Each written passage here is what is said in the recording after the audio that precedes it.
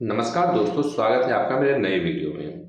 केंद्रीय कर्मचारियों के 18 महीने के जो डीए है उसके ऊपर एक नई खबर आई है। चलिए जानते हैं कि आखिर वो खबर क्या है। केंद्र सरकार ने शनिवार को अपने कर्मचारी और पेंशनरों के लिए डीए एंड डीआर में 2% की वृद्धि कर दी है। इसी के साथ डीए और डीआर 58 से 60 पर पहुंच गया है। इसके साथ ही अब ये तय हो गया है कि केंद्रीय कर्मचारियों को 18 माह के डीए डीआर का जो बकाया है, लगभग जो 34,000 करोड़ रुपए होते हैं, वो नहीं मिलेंगे। सरकार ने कोरोना काल में ये रोक लगाई थी।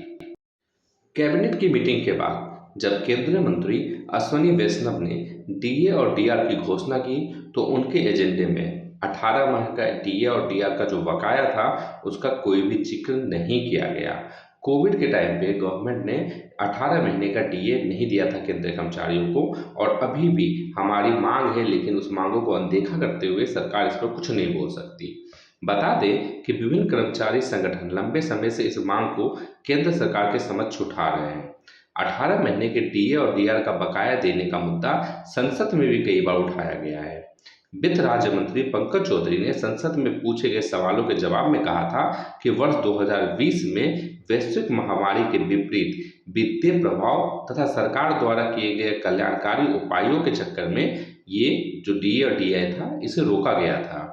कोरोना काल में केंद्र सरकार ने 18 माह का डीए और डीआर रोककर लगभग 34,000 करोड़ रुपए बचा लिए थे।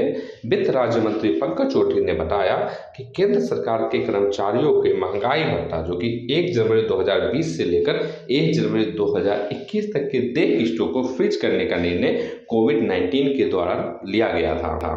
इसका कारण आर्थिक समस्या थी, जिसे ध्यान में रखते हुए यह निर्णय लिया गया, और इसका मकसद था सरकारी वित्त दबाव को कम करना।